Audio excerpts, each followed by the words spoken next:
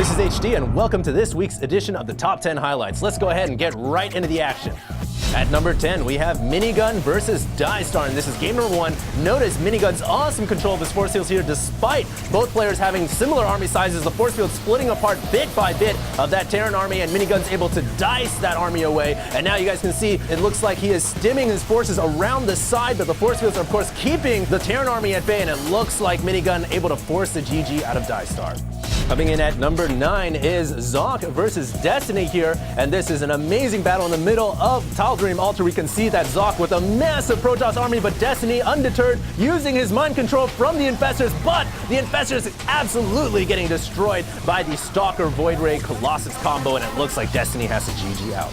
Coming in at number 8, a game between Nurchio and Kiwikaki, and watch this impressive display of Zergling speed. It's going to wrap around the Zealots and the Stalkers, preventing the Zealots from even getting close to the Zerglings, and the rest of those Speedlings are able to wrap those Stalkers around and take them out.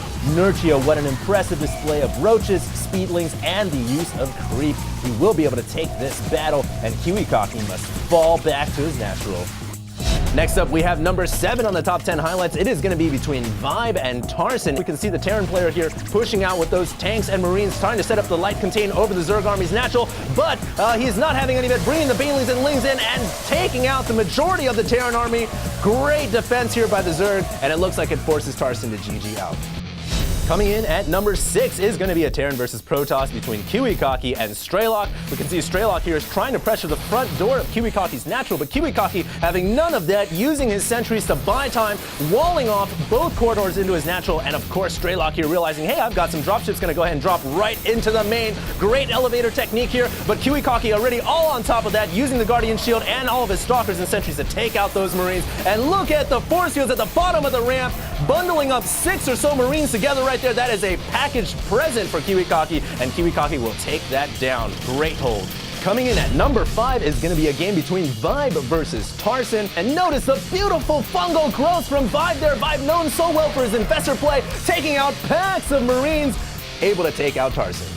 And next up on the top 10 highlights is number 4 between Nurchio and Cloud. Now notice these bunkers are not filled up. However, they do force the funnel of the Ultras and the Lings, and the Ultras are unable to get next to those fragile and squishy Marines and Marauders. And unfortunately, as a result, it looks like Cloud's forces are going to be decimated.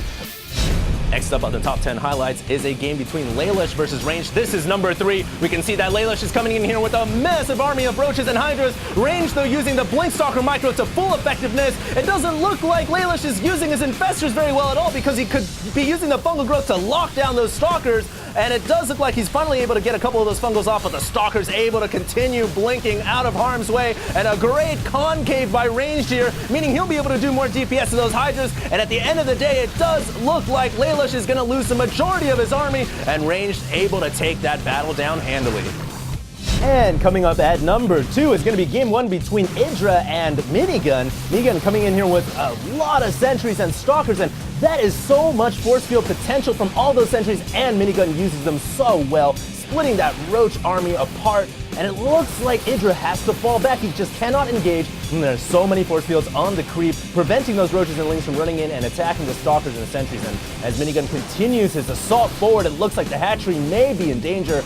And it looks like another well-placed line of force fields preventing Idra's Roaches from coming in. This must be so frustrating for Idra as a player. Look at those Stalkers. They're blinking backwards from the front line, continuing to do damage in the back, and Idra must fall back. He has not enough Lings or Roaches to deal with these Stalkers, and Idra leaves the game.